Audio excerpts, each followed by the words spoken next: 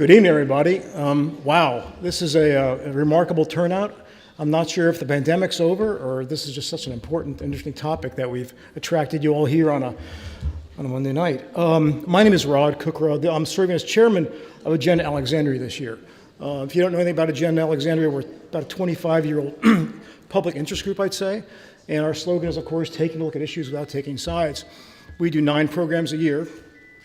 And the next one next month is going to be at the Masonic Memorial because we're sort of a nomad this year as an organization. We go between the Lyceum and the Masonic Memorial. It's going to be on open space, recreation, set-asides for developers, all the questions that you might have. There's actually a task force the city has assembled to look at open space, and we'll be looking at all the issues surrounding that question. But tonight we're going to look at a proposal that's making its way through City Hall. And in essence, it would allow developers in certain zones of the city to increase the height of new buildings beyond what's now in the master plan. Specifically in zones that are topped out at 45 feet, a developer would be able to go to 70 feet if they were to make some pledges about adding some affordable housing within the added floors of that building. Not all the square footage would have to be made into affordable housing, only some. So if you look at a map, which I think we're going to throw up on here real soon, you'll see a map of these zones are the zones identified by the city for study, and the likelihood of use tells you what the city thinks could happen in those zones if the economic conditions are right for developers. So this proposal is part of the city's Zoning for Housing initiative, which is a rather large effort that's been underway for about 2 years now. It's a complement to a DMV-wide commitment made by the Council of Member Governments, of which we are one, to increase housing to meet affordable housing needs. That's a squishy term for a lot of people. We may get into that tonight, we may not, or maybe we'll have another program on that later in the year. But for now, what this is going to portend for the city is essentially raising the heights in many neighborhoods and changing the public face of the street.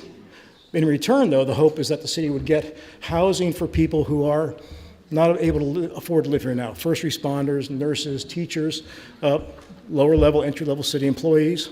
So we'll have that discussion tonight with a really wonderful panel.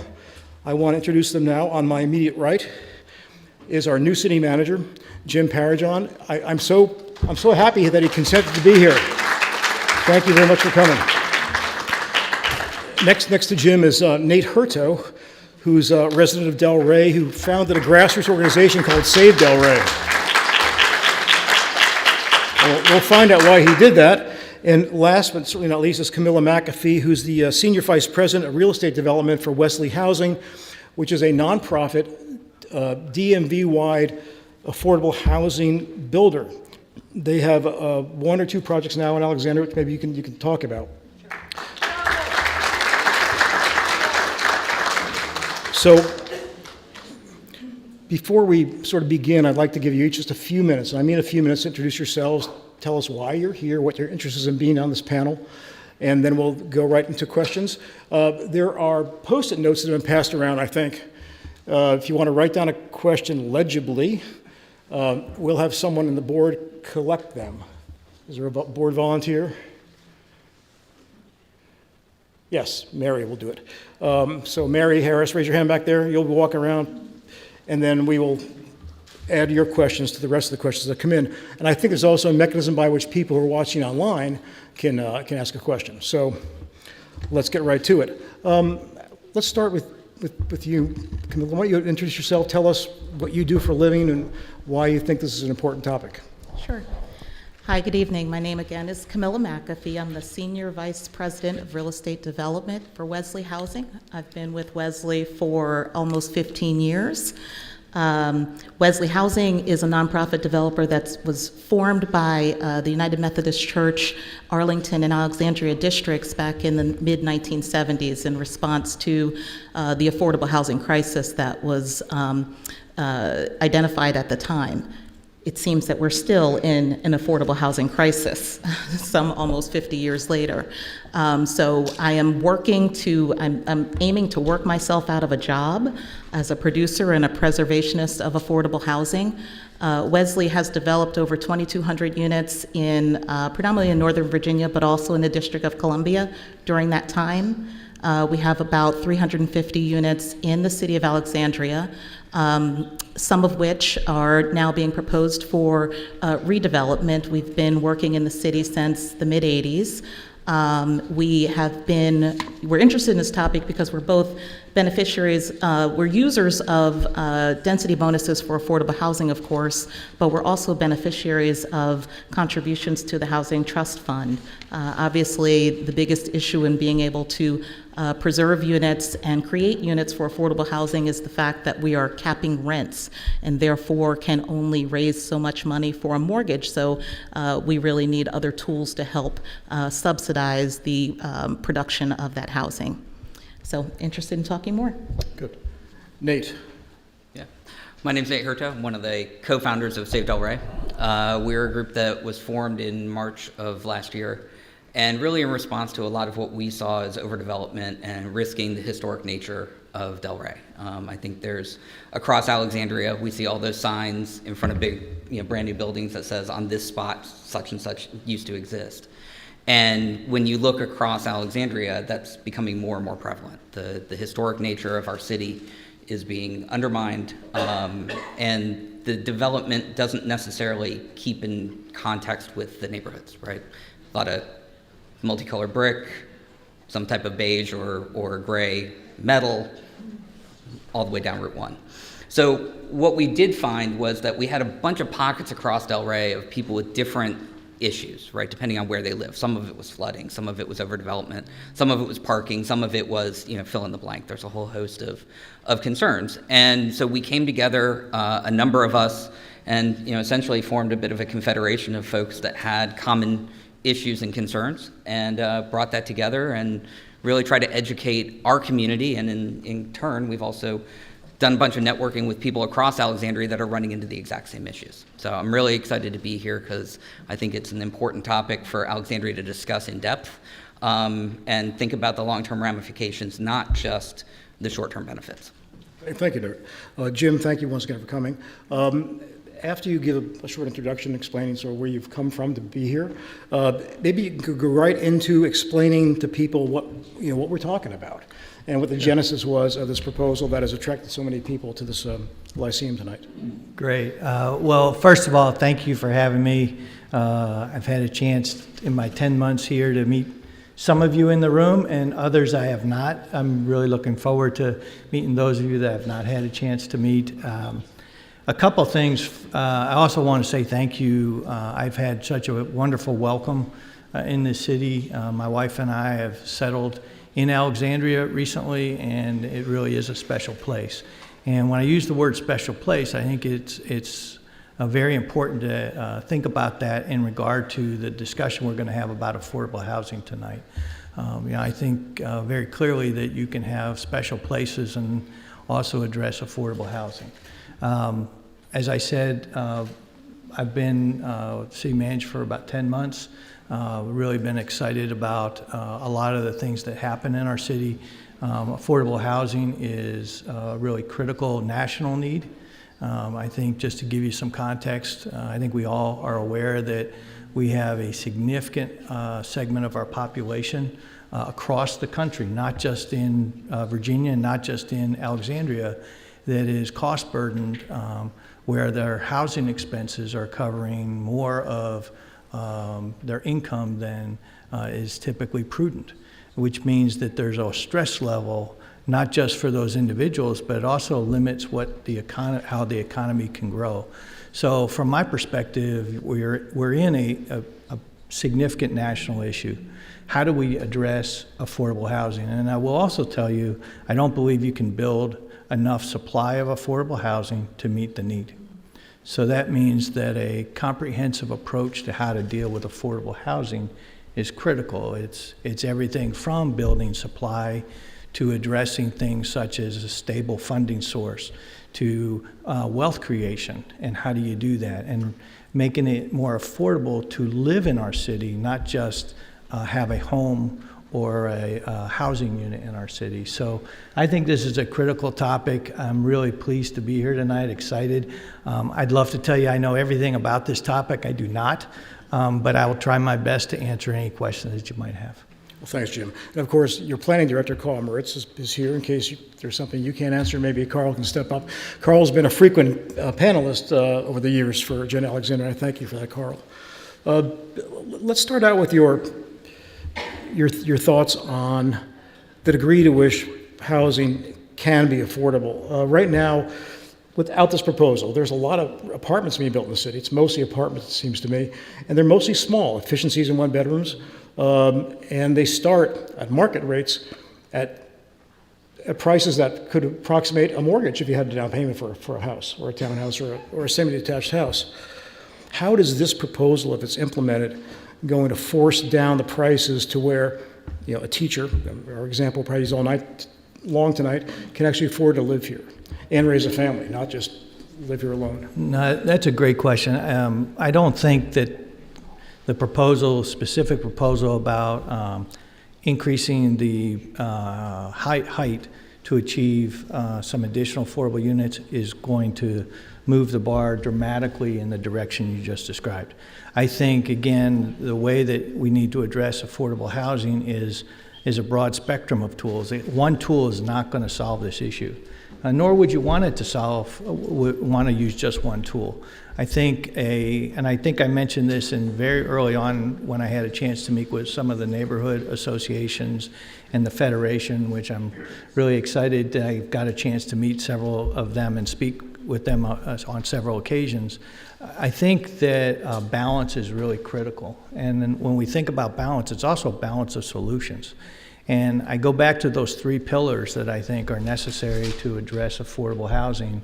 That's the stable funding source, because the economics, and I think we have a developer here that's going to explain, to build affordable housing requires some gap funding. It requires some help that doesn't exist in some other market forces. It just doesn't. So you have to have a stable funding. And I think in the city's case, the city has made some significant commitments on stability of funding, and I think that's great. The one about production, you're right, there's a lot of apartments being built in our city right now, and some of that is fantastic because we do need market units, and we also have a need for affordable units. And I think in the regional effort initiative, I think we're looking at somewhere in the neighborhood of 1,100 units in the course of every year for the next 10 years. People want to live in Alexandria. I moved to Alexandria because it is an amazing place. It's an amazing place, though, because of the people and because of the special areas that we have. Delray is a perfect example. I actually love Delray. It was one of the places I really looked to try to figure out if I could live there. It's got great character, great special attributes, and I think that's beneficial to everyone to have. So when I look at that, and the final piece is wealth creation. And it's not just wealth creation, it's a reduction of costs. And I'll use an example of the transit service, the free dash service.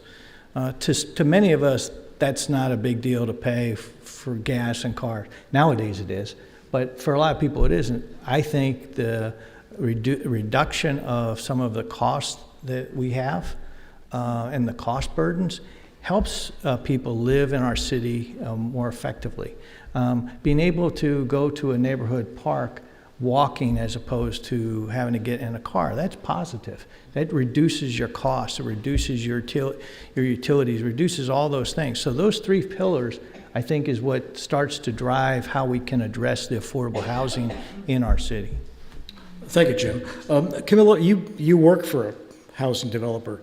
Can you explain a little bit more about what Wesley does? And in particular, you have a project in the West End, which is ambitious and sort of illustrates what you do. Now, before, when we sort of talked on the phone the other day, I asked you, and I think you could address this too, there are two ways to deal with this affordable housing issue right now in the city. Mm-hmm. A developer actually pledged to build real units at the same time they build market rate units, so you have them going online at the same time, or they can make contributions to a trust fund.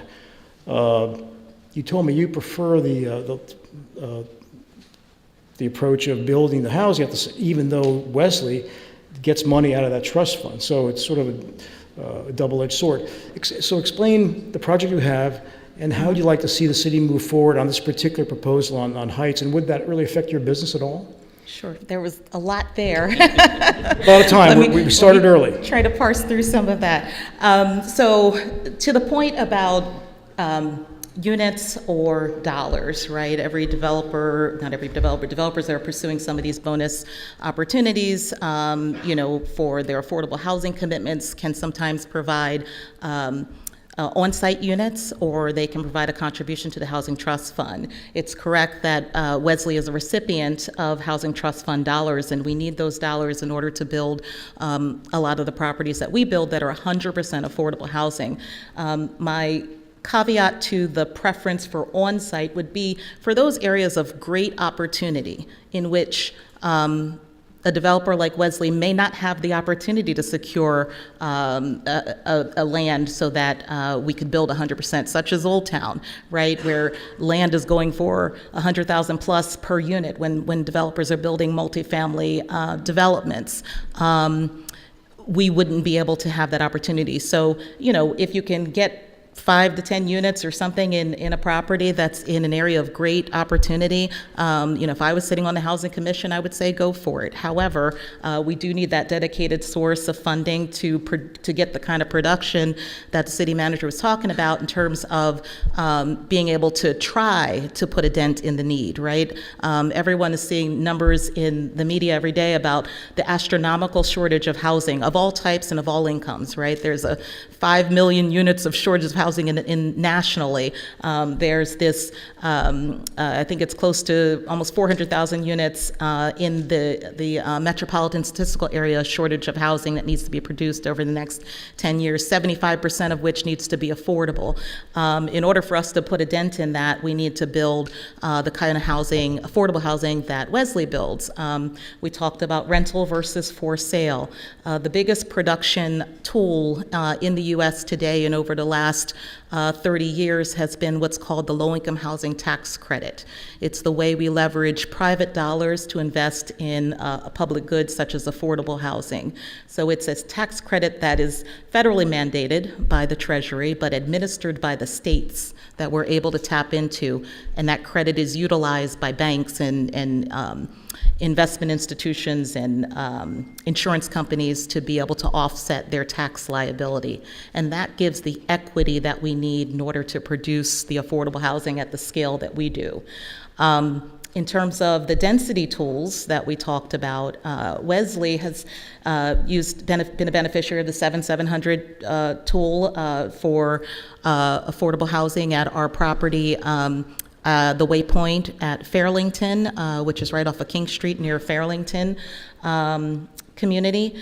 That's 81 units on what was formerly a parking lot for the Fairlington Presbyterian Church. In those cases, we've done a lot of partnerships with like-minded and mission-oriented landowners such as churches who see this mutually beneficial and symbiotic relationship between providing affordable housing as a focus of their mission and meeting the public need. So we've been able to, we still need to go through the typical and regular rezoning processes that any developer has to go through. We have to meet the design guidelines that any developer, market rate developer, would have to go through. And then we have to, beyond that, secure the federal, state, and local funding that's necessary in order to be able to produce this housing. On the west end, we have the property called the Parkview Apartments, and that was an existing high-rise that Wesley owns on Holmes Run, 149 units, 14 stories. We proposed to utilize the city's RMF, residential multifamily zoning tool, to be able to increase density there in return for committing to a lower level of affordability. We've been talking about affordability and what that means. It's affordable to whom, right? These tools that we use are typically set aside units at 60% of the area median income, which in the Washington metropolitan area is extremely high, as one can imagine. It's $142,000 for a family of 4. That gets ratcheted down by household size, by person. So a single person, just to put it in context, right now would be, for 60% of AMI, would be approximately $60,000 a year. 50% is approximately $50,000. 40% approximately $40,000. Just to put it, it's got some dollars and cents behind it because it's very exact, but that's roughly the numbers that we're looking at. In Parkview, again, density tools we were able to utilize to rezone that property to RMF to effectively triple the density, allowable density there. However, we did all of that within the height limits that that particular neighborhood required, and we did it obviously all in the context of the parking lot that sat behind our existing building. And so, there was a very long community process associated with that, and we took a lot of feedback from the neighbors. I know, skeptics would say, not enough. Everybody's needs weren't met at all times. It's very hard to meet everyone's needs at all times, but there was a very robust community engagement process in which, there was real change made to our original proposals, and that's what we typically do both in the city as well as in all the other jurisdictions in which we operate. Camilla, thank you. Such a comprehensive explanation of what Wesley does and what your role is. Thank you so much. Could we throw the map back up on the screen behind us? So Nate, Save Delray. As you can see, much of Delray is in a moderate potential or a little potential for use of this particular zoning tool, but describe what's there now. I mean, obviously, I think the height limit in Mount Vernon is 45 feet. Another layer of complication within part of that Mount Vernon Avenue stretch is that you have an historic district. And if you took those buildings away, the district would lose part of its existence. So give us a little more background on sort of what prompted you to sort of start this grassroots group and what your membership's like now. What's next? Yeah. So Jim and I were talking. This is actually the first version of the map. There's a second version of the map that's a little more granular, but not much. Sorry about that. So when we looked at, it actually didn't start because of any of the bonus height. We had concerns that had come up through the neighborhood, like I said, in different pockets, right? So Oakville Triangle was a big concern, especially when there was a plan to have the egress from the neighborhood dump right onto what is actually our street, which is, I think our cars have been hit like 4 times because it's pretty narrow and it's a good cut through for Ubers, apparently. But as in talking to the different neighborhood groups, we found, like I said, that there were different concerns with different areas. And so, some of the folks that are, members of the group, they live on the south end of the neighborhood. So Glendale Apartments is a great example of a garden-style market rate community that exists within Delray. We're very fortunate. We've got an amazingly diverse set of housing within Delray. And, when we look at that part of land, which is one of the outcroppings going that way, those could easily be redeveloped, and there's a number of different properties. And then we would lose market rate in favor of a limited number of committed affordable. And so when we did the math, the math always started working out against the affordability, the market rate affordability, and into the new luxury homes with a few set-asides.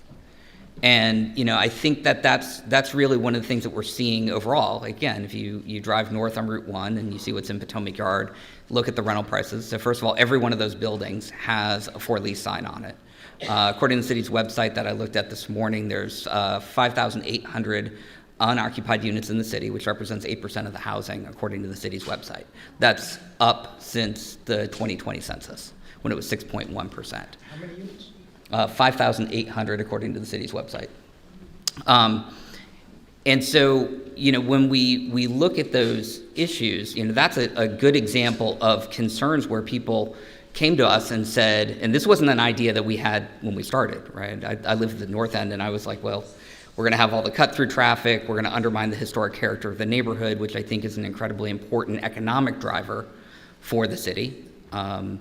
And we can get to that maybe later. But then we had folks on the south side that said, hey, I live in this market rate affordable housing. What do you mean it's going to be knocked down?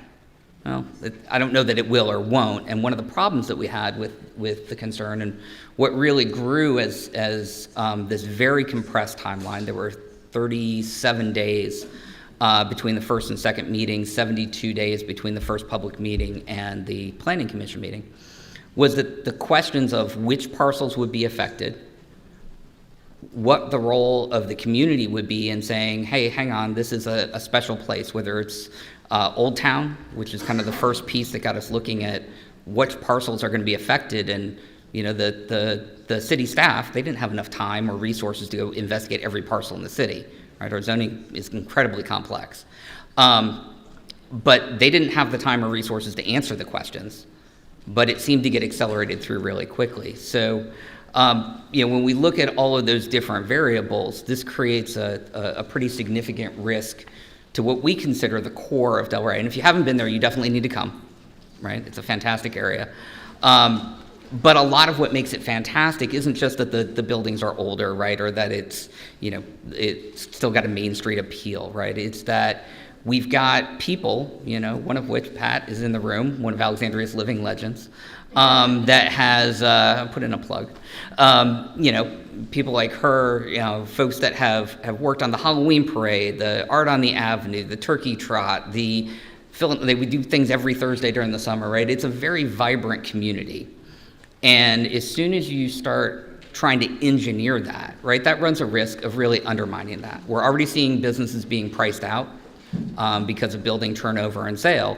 And the thing that really started it was a developer buying up basically the historic core, and a developer that designs buildings in the Midwest, and they proudly say on their website they exist to maximize every opportunity for themselves. And there's nothing wrong with that. But there's also a role of the city to listen to the residents that says, no, that's not acceptable in our community. You can take the profit all you want, right? And Potomac Yard's a great example. But the city, in this case, Planning Commission, I thought did an excellent job of coming up and saying, this is planning and this isn't a plan. You, Nate. I want to thank whoever got the building to turn on the AC. It's much more comfortable in my position right now. Jim, we're getting lots of questions, and as you might think, many of them are for you. I'm not going to overload you, but the first two that might be worth asking is how much of this initiative is being driven by the Council of Governments. I didn't give the background before. I think in 2020, the City Council endorsed COG's sort of overall housing goals, as along, I think Arlington did. I believe Montgomery County endorsed them and then rescinded their endorsement when there was a public outcry against Montgomery County doing more. And the second question is, would the city consider redevelopment and reuse of existing commercial buildings instead of tearing them down? In other words, conversion of a commercial to residential to meet these goals. Sure, those are great questions. So let me dispel any question about who makes decisions in our city.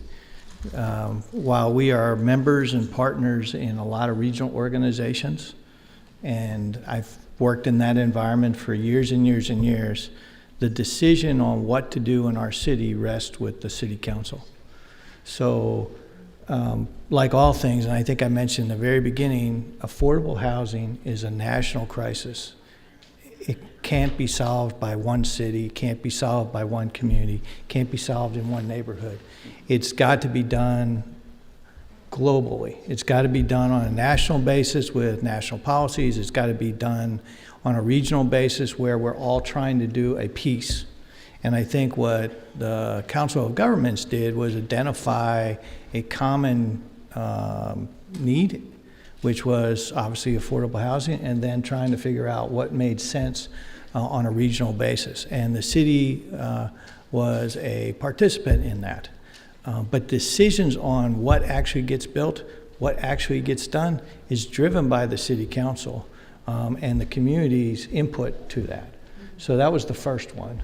And then the second one? The second one had to do with, there's a high vacancy right now for commercial property in the city. Yeah. Oh. Why not, instead of going to the bonus height, take the commercial space that's empty and convert it to residential?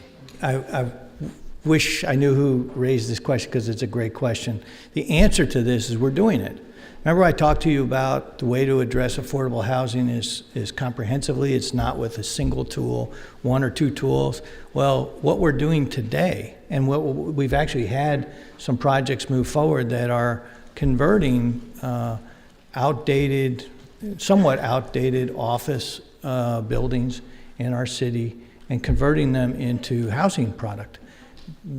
Now, we have to be careful. We want to still maintain a healthy commercial balance, but there are some locations where, in some buildings, that lend themselves to that conversion into residential. Those are typically in areas that an infusion of residents will help the local businesses, the small businesses that are in that area. It helps the city because we take a building that's got a high occupancy level or is probably outdated and it's going to cost tremendous amounts to try to fill it, and put it with residents that need that housing. And if the renovation is done thoughtfully, sometimes it can be actually a little more affordable than trying to buy land and build some of that infrastructure that's already in place. So whoever asked that question, we're actually doing some of that now, and we're encouraging the look at some of that in the future even more broadly. In fact, that's part of the zoning for housing initiative that looks at a package of different ideas, not just the bonus height issue, but a variety of different tools to look at what we can do to piece all those things together to try to help make a difference on the affordable housing. Thank you, Jim. Camilla, this... Can I just add to Sure, the yeah, adaptive yes. reuse conversation, because it's very pertinent and something that a lot of affordable housing developers across the country are taking a look at it as a tool. It's the obvious post-pandemic thing, right? You have all these vacant office buildings and retail strip malls and all of that. It can be an opportunity in some cases, and I know there's been some successful conversion of office buildings, but most office buildings by their nature are challenging to convert because of the size. Yes, somebody was marking off the square and how deep they are, how deep the floor plate is. You have to get light and air to residential units, and office buildings, many office buildings are very hard to convert. So I just want to make sure that everyone knows it's not just across the board, oh, there's a vacant office building, you can just put housing there. It's not, unfortunately. I wish we could, because obviously that cost, right, Jim, of, buying that existing asset and converting would be, more beneficial than building new. Camille, one of my questions for you, but I have a second one, and that has to do with this. I know this doesn't apply to your projects, but a lot of times affordable housing units, they have an expiration date. Mm-hmm. After at some point the developer can take that unit and convert it to market rate housing. You don't do that. Right. So in some ways you're at a disadvantage because you can never really fully monetize your property if you want to, but another developer can. Should the city allow developers to sort of get away with sort of promising affordable housing, but for an unknown period of time, and then it goes away? So the city's back in the same position they are now, which is a lack of affordable housing. What's your view on that? So the city and many local jurisdictions have started to extend out the requirements for affordability.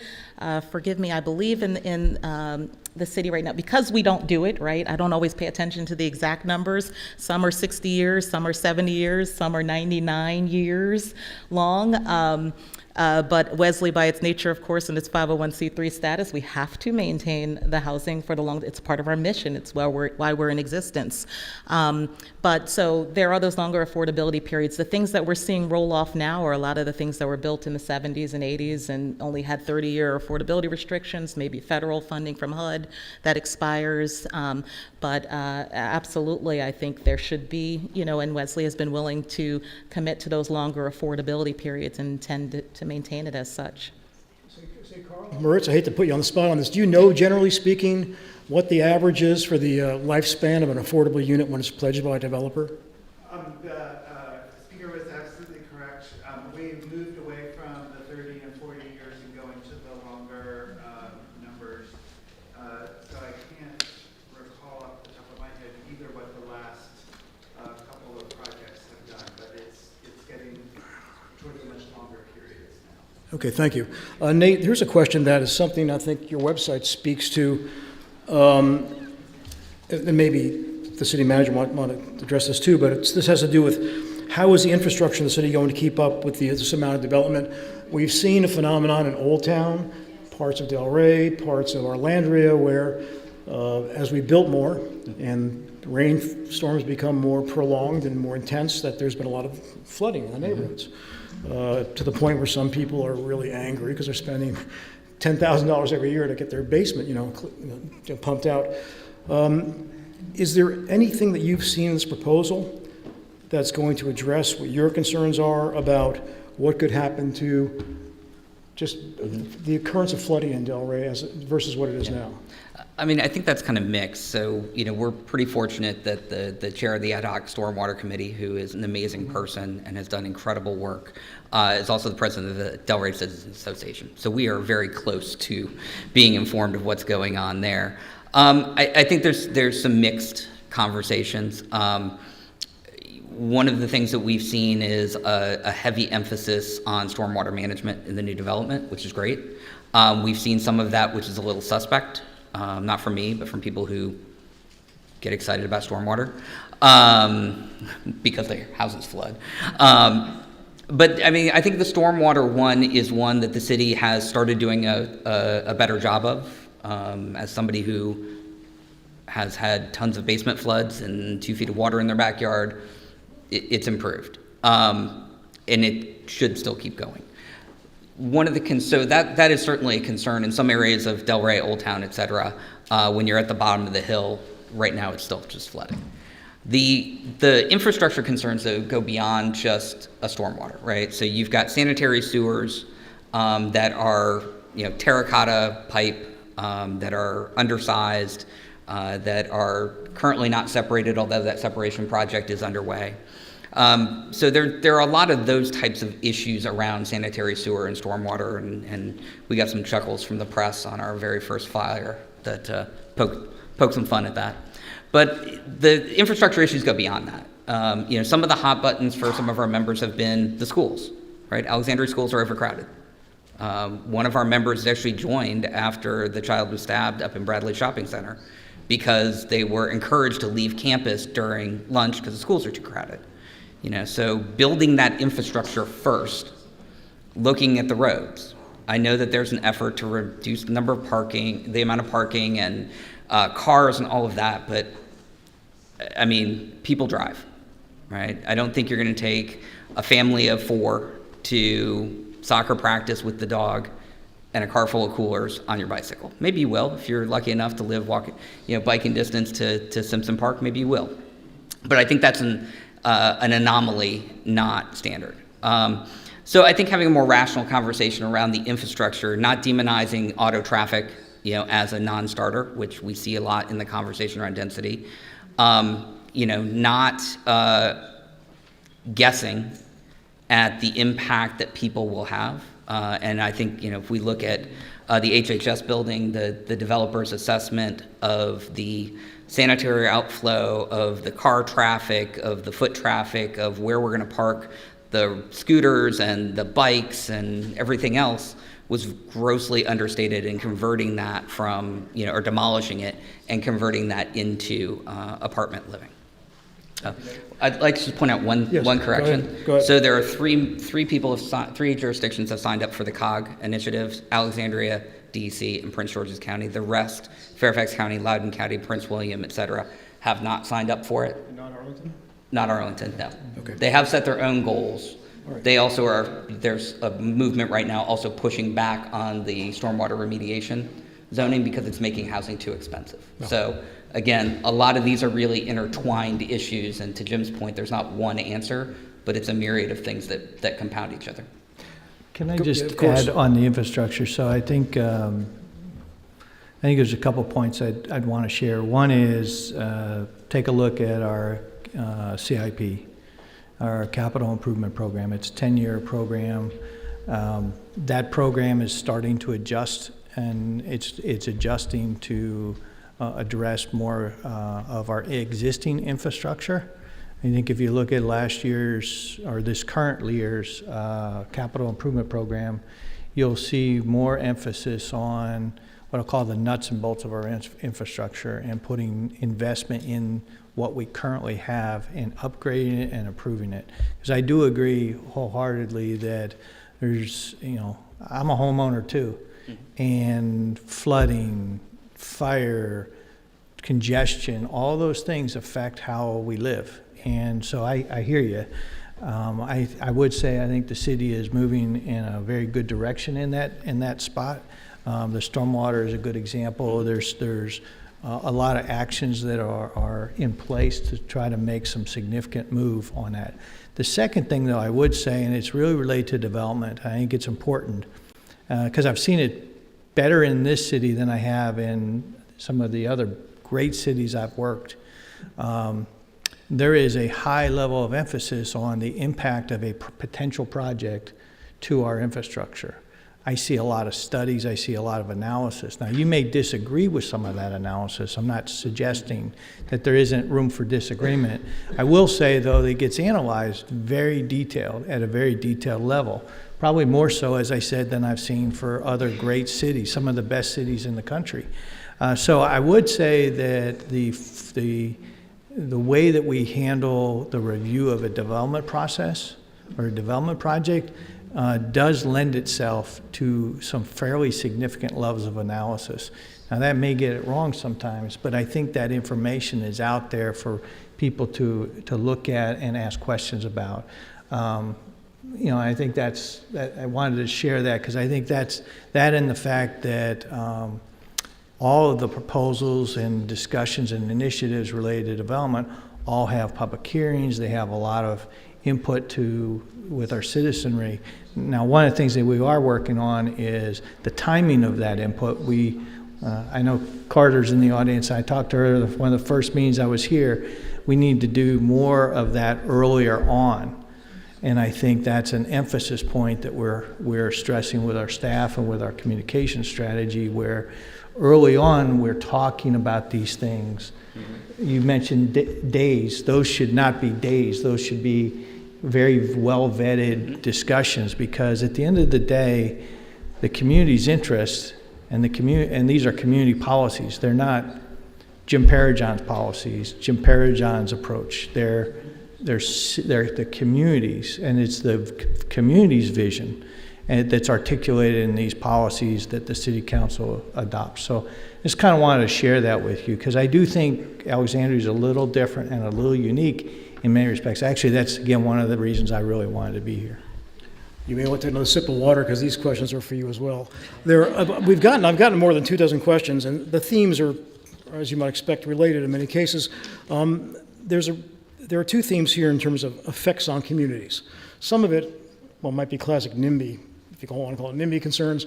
How's it going to affect my neighborhood? How are things going to change? The other has to do more specifically with what will the city do to ameliorate the impact of this on historic districts, which I mentioned in my introduction, because that's a whole different effect on a community to essentially destroy the fabric of an historic district by taking down, say, on Mount Vernon Avenue, some of those buildings that have been there for 100 years. So that's one. It has to do with the character, has the city way the character changes in neighborhoods, if they do that. But the other one is, this is being done sort of on a one-off in response to the Zoning for Housing initiative. Why not? It seems such a huge change. Why not make it actually part of a rewrite of the master plan, which I know that's something you've discussed before since you became city manager in February. Okay, so let me take the historic district first. Again, I talked about that process. Obviously, I think your point, part of your question was destroying the historic district. I can't envision a situation where that would be something that would be supported by the community or the council or the staff. The historic districts are embedded as part of what Alexandria is about. So does it mean that in theory you could potentially do something like this? Yes. But through the public process, and you've seen it, there's a lot of projects that's not going to make it. Bluntly, they aren't. Now, one could argue that if they're not going to make it, let's remove it, and I think that's a fair conversation. I think that's very valid. The second? The second question was more generally speaking, people were concerned, how is this going to affect, the value of my house, light and shadow, and because on Glendale Avenue, for example, where Nate talked about before, which is right, sort of runs through Del Rey, it's this yellow right here. It backs up to single-family homes. And if you went up to 70 feet on buildings that are now 25 feet, you would have a real change in sort of people's, what they allege would be a change in their quality of life. Those impacts get reviewed. Those impacts get vetted. Now, I would tell you, I agree with you. I think context is really important when you look at proposals. And certainly if I'm in an area where I'm 1- and 2-story homes and based on the conditions of the property that's trying to be developed is causing those types of impacts that you described, then certainly that would not be appropriate. This is a tool. It's not an application for any and all properties that could potentially fall within this discussion. Can I ask you a direct question? Out of all these areas that are highlighted here that are most potential or moderate potential, is there a city staff estimate as to how many million square feet would be added to the city's density if those were all built? I don't have that Okay. that estimate. I wish I did, but I don't. Is that something that the citizens would be worth having? Well, I think I think you even said it, I think a better and more clarifying understanding of where does this tool likely to be able to be applied, I think is a really important thing that I think we can, as a staff, do a better and a stronger job explaining and showing. And then you can see, does it really make sense or does it not make sense? Are we likely to remove garden apartments for sort of market and affordable or not? Are we likely to lose some of the historic characters that we've described and are articulated in our city or not?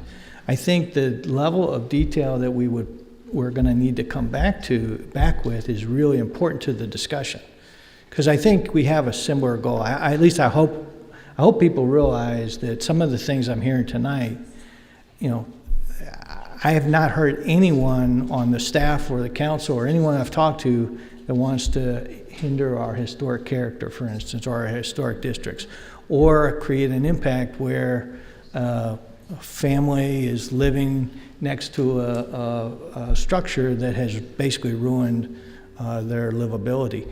That doesn't fit what we want to do. So I think what we want to do is find small opportunities where the application of this height bonus, it fits. And I do think there are opportunities throughout the city where this piece can work. It doesn't work everywhere. Even if it were potentially allowed, it's not going to work in many locations. Well, thank you, Jim. I think that was a very informative answer. I think people here might agree with that, my assessment. Camilla, we have a number of questions here that relate to an understanding of what the city does to promote affordable housing. There are questions about ARHA. I believe that Alexandria is the only jurisdiction in Northern Virginia that actually has real public housing. That's what ARHA is. And that's run by a housing authority, not the city council. And then you have Section 8 housing, where people can use certificates at a certain income level to rent a market rate apartment or home if the landlord will accept the certificate, right? And then there's what you do. Can you explain to people sort of these different approaches to how you, because I think there's maybe some people might mix up in their minds how the programs relate to each other? Sure, absolutely. Thanks, Rada. You gave a great explanation to start, framed it for me. Yes, there's public housing, and then there's privately owned housing, of course. ARHA owns and operates public housing. They've also, as you all know, probably know, there's a number of properties that they are currently disposing of in redevelopment and joint development with private developers for the redevelopment and recapitalization of those properties to increase the number of affordable housing units on sites that they own. There's privately owned Section 8 housing that gets a subsidy from the federal government, where folks only pay up to 30% of their income, whatever that is. It could be as low as, there's usually some minimum, like $25 a month. It could be up to, $500, $700, $1,000 a month, depending on that subsidy. And then there is privately owned income restricted properties. So in the housing that we own and operate, folks aren't necessarily getting a subsidy from the federal government for their rent, but what we're doing is capping the rents. It's effectively some sort of rent control in return for these tax credits, and it caps the incoming rent and the escalation of that rent by the escalation in incomes in the area. We also, of course, do accept anyone with a actual voucher. There are Section 8 vouchers that are given to the individual, and that person can go effectively anywhere in the country. In fact, with that voucher, they can cross jurisdictional lines. But the public housing that's operated by ARHA stays with the property itself. Thanks, Camilla. So, Nate, I want to sort of address the question in some ways that I asked the city manager earlier, because we have more questions come in and about, once again, the quality of life, the character of our neighborhood. I think on your website, I read the words to the effect, you're not opposed to adding housing or affordable housing, but how do you balance that? And the thing is the community the ultimate arbiter of how much they're going to accept? Or is it going to be, as someone said here, a top-down proposal by staff, pushed by a developer and their lawyers to make this project work? I think if you look at the communities, I think the neighborhood should have a voice in what that neighborhood looks like, right? And otherwise, you're going to have big square boxes where people leave and live and then leave. You're not going to have communities where people want to stay. We've got this growing problem of placelessness across Alexandria, where every new gigantic apartment building looks exactly the same as the one next door to it. It's renting for the same. There was actually, if you have not read it, there was an excellent investigative piece in ProPublica last week about there's a software manufacturer that runs most of the software management, including colluding across markets and across buildings to adjust the price. I'd love to see the city take that on as investigation in terms of what's actually being done to make sure that these rates aren't artificially propped up for the highest profit rather than maximizing vacancy. I know that's a little touchy subject with private industry, but I think that to get back to your question, Rod, I think one of the concerns that we've heard from our members are they've got soccer practice and kids' music classes and vacations and work and whatnot.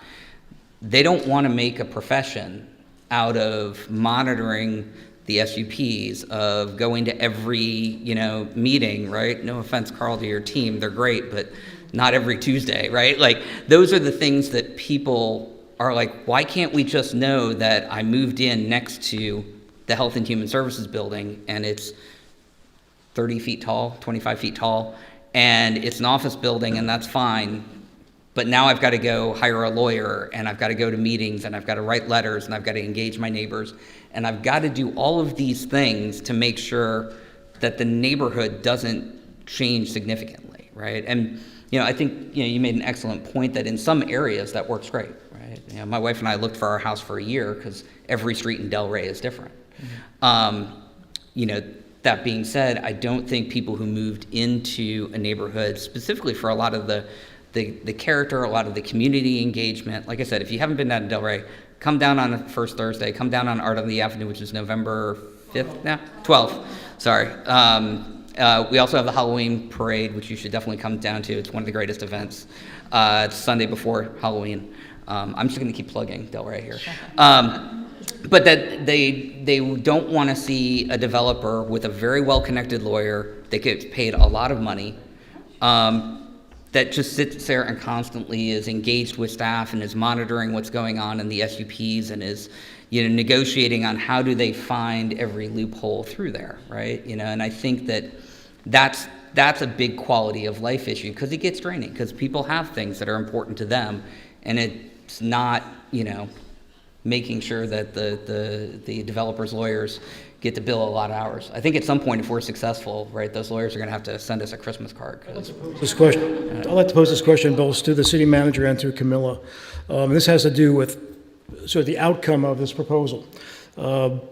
As I understand it from our planning director, there was a state law passed some time back pushed by the real estate lobby, where jurisdictions like Alexandria cannot prescribe that if you're going to build multifamily, it's better to build, say, condos, entry-level condos, where people can accumulate equity and get a stake in housing. City can't do that now. So virtually everything being built is an apartment space that people pay rent, and they pay rent forever until they decide to move out. If you had your druthers, both of you, if these buildings are going to be extended in height and you're going to add more units, could there be a negotiation with a developer to say, if you're going to do it, you've got to offer these units so people who are firefighters and teachers and nurses and city employees can actually build equity? Otherwise, aren't they on kind of a rent treadmill forever? That's, again, a great question. I feel passionate about this. Remember I mentioned about wealth creation? I have 2 adult children, 27, 23. I want them to be able to grow their opportunities like I did. Well, one of the ways to do that is through a home, right? And hopefully you make the right investment and it grows and grows and grows. To me, when we think about equity, we think about wealth creation, home ownership is important. Absolutely, it's important. And so again, the balance of how we do things. Right now we have limited tools. Both the federal government and the state laws limit what we as a city can do. So probably our biggest strength right now is the use of negotiated agreements. Those are I guess we call them CDDs here, which I always think of as plan developments, basically customized rezonings, if you will, that allows the city staff to negotiate on behalf of the community for affordable housing or benefits that the community gets, like more open space, a park, art components and things like that. But if you ask my druthers, I would absolutely love to have more tools. And part of those reside in what, in this state, we can only do what the state allows us to do. I'd love to flip that a little bit and give us more flexibility, because I think with that, then we have more opportunity to do some of the things that I think we'd all feel like, wow, we can do that. That makes a lot of sense. Without some of those tools, we're quite frankly limited in how do we address the need that I think everyone in this room agrees there's some level of affordability need. No. Okay, well, maybe some people don't, but I would say that the majority of folks think there is at least some level of affordability problem here. Camilla, before you answer, I want to ask about the city has a legislative package that they put together every year. That's led by the city's lobbyist who works for you, and the city council members suggest things they want to see in that package that goes to Richmond, where they ask for changes in the law specific to Alexandria. So the city could go to Richmond and say, we want you to waive for us this requirement that we can't prescribe the building of condominiums, for example. So they would give you another tool. Is that something that you can envision putting in the legislative package for January? Yeah, I think there's discussions today about what tools we could try to get to. I mean, in the practical side, I'm a practical person. Do I think that's going to work with the current state legislature? I don't think so. But that doesn't mean that you don't try and don't look at those things. Okay. Camilla, I'm sorry, back to you. In terms of this idea of owner-occupied versus rental and sort of giving people who are of lower incomes an actual way to build a little wealth, where's Wesley on that? So absolutely, we're proponents of home ownership as a tool for wealth creation.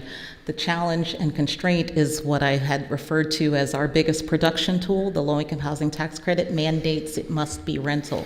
So we have no way of financing homeownership. I would do it tomorrow. Not only is it an issue for all low-income folks, but it particularly is pervasive to African American and Black and Brown communities in this country. There's a huge wealth gap, and that is dictated predominantly by homeownership and the lack thereof, and the history around that. We would absolutely be supporters of tools to be able to help us create homeownership opportunities for the most vulnerable in our communities, but we don't have those tools today. Say, Nate, you're the creator of this new grassroots group. You've been around for less than a year, I think, right? Or about that.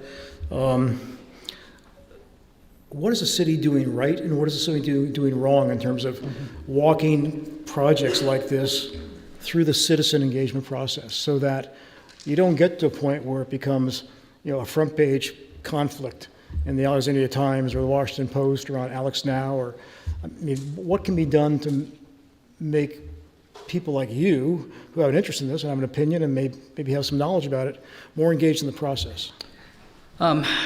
I think Jim's point, right? We shouldn't be talking about processes in terms of days, right?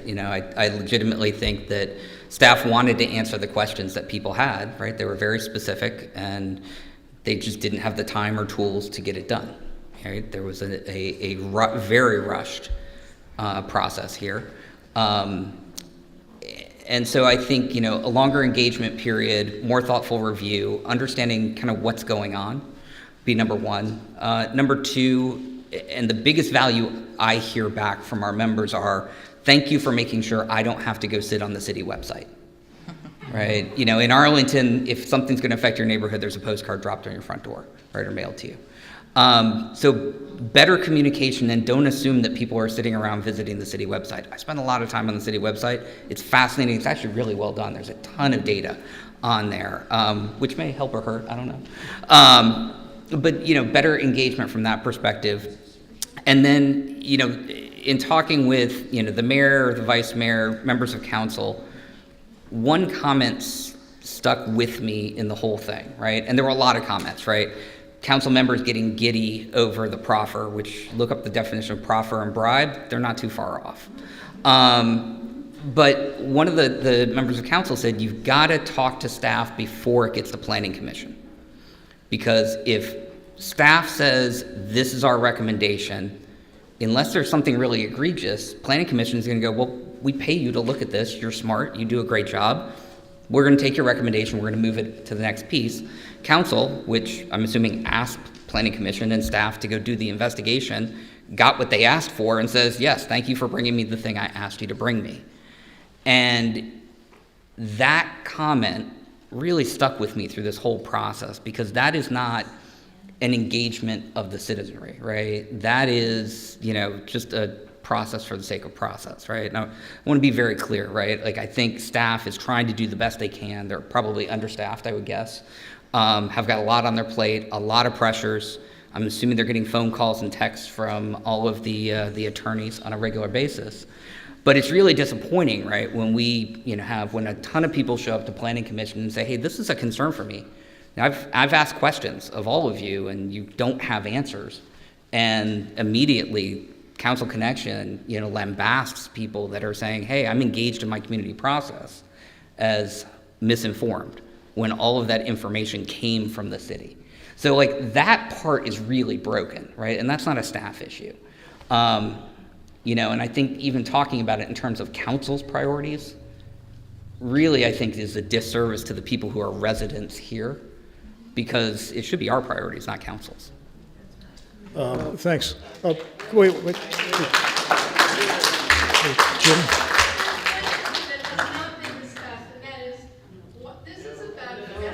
Write it down.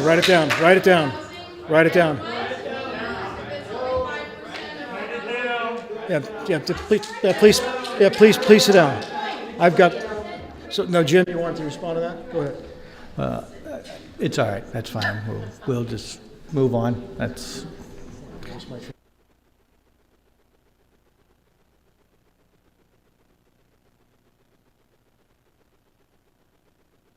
units of housing to be built every year for the next 5 to 10 years, and they want to increase that 200 to 300 to help meet these regional goals. So two people have asked, could those goals be met without this option through what Wesley does or other city initiatives? Or is this the only way to get to that extra 200 to 300? No, it's not the only way to get to an extra 200 to 300. There is, again, a multitude of tools that we're, as a city, looking at, and I feel pretty strongly that we're going to get there. And whether this is a tool that's utilized or not, there are others that can do that. This tool in itself will not move it to 200-300. I was going to let it go, but I can't.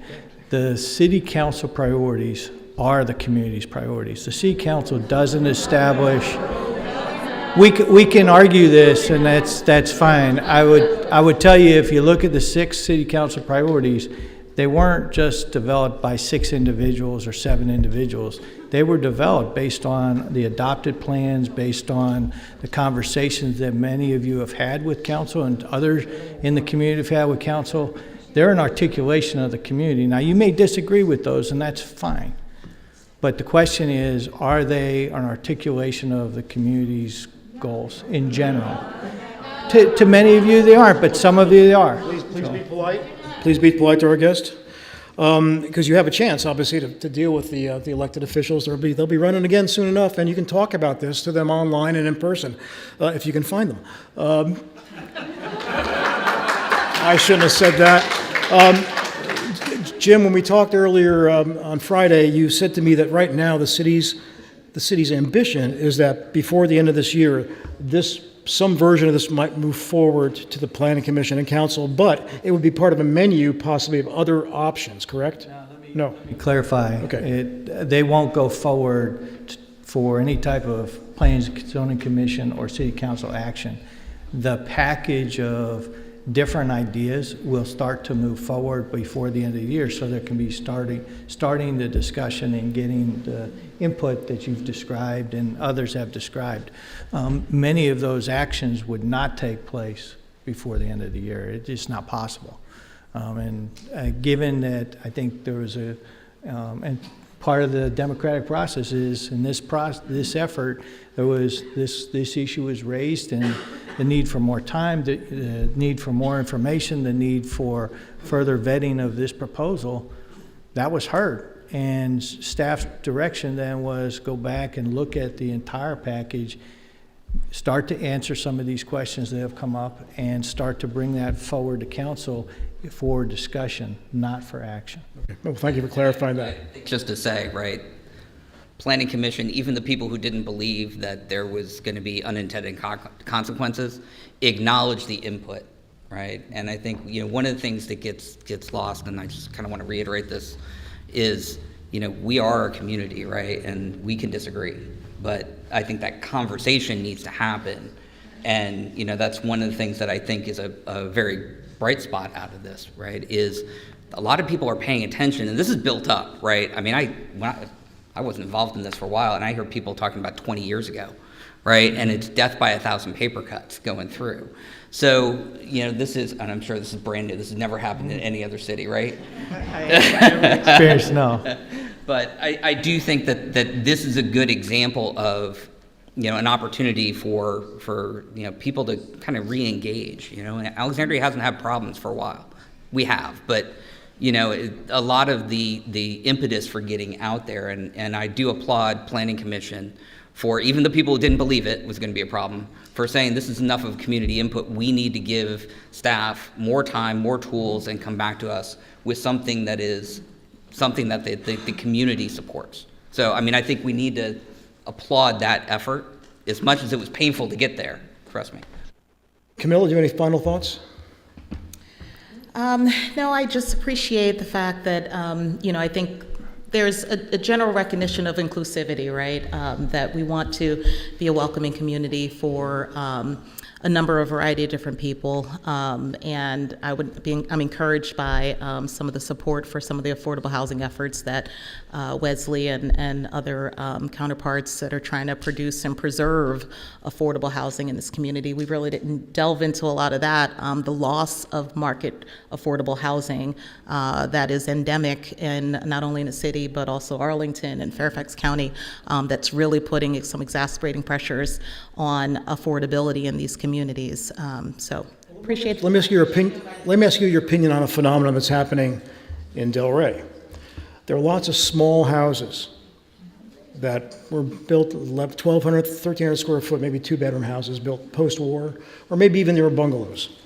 They're being torn down now, and they're lived in by older people on fixed incomes or small families, and of course you're replacing them with $1.4 million house. Should the city look at doing something about sort of curtailing the destruction of sort of, those are affordable housing units that are homeowner geared for the most part, but they're coming down at, every week one gets torn down to be replaced by something that's designed for a different demographic, frankly. Is that something that you're... That's not my bailiwick, I will say, so I won't necessarily comment on that, but I mean, that's... Leave those houses may end up in a Wesley unit as an alternative. Absolutely, and they'd be welcome, absolutely. But those market pressures they're real. I agree, it's happening. I live in Arlington. It's a similar thing there as well. But these are private land sales of private property. Well, we're just about at the conclusion of our time. I want to commend everybody. I must have 50 questions in front of me here. We asked, I think, a fair amount of them. Maybe they were mashed together, but I think we got our points across. It was a terrific panel. I'm sorry that there was some discord, but it is, First Amendment stuff. I can't control that. But I want to thank the city manager. I want to thank Camilla McAfee. I want to thank Nate Herter for coming here tonight and sharing this with us. Thank you all for coming. Next month, we're back at the Masonic Temple, where we'll be talking about open space issues. Thanks for coming. This is Agenda Alexandria, a nonpartisan organization that takes a look at the issues without taking sides. Whether it's the city's sewer system, education, public safety, climate change, or perhaps a look back into Alexandria's history, Agenda Alexandria is here to shine a light. What makes the organization so successful is our people.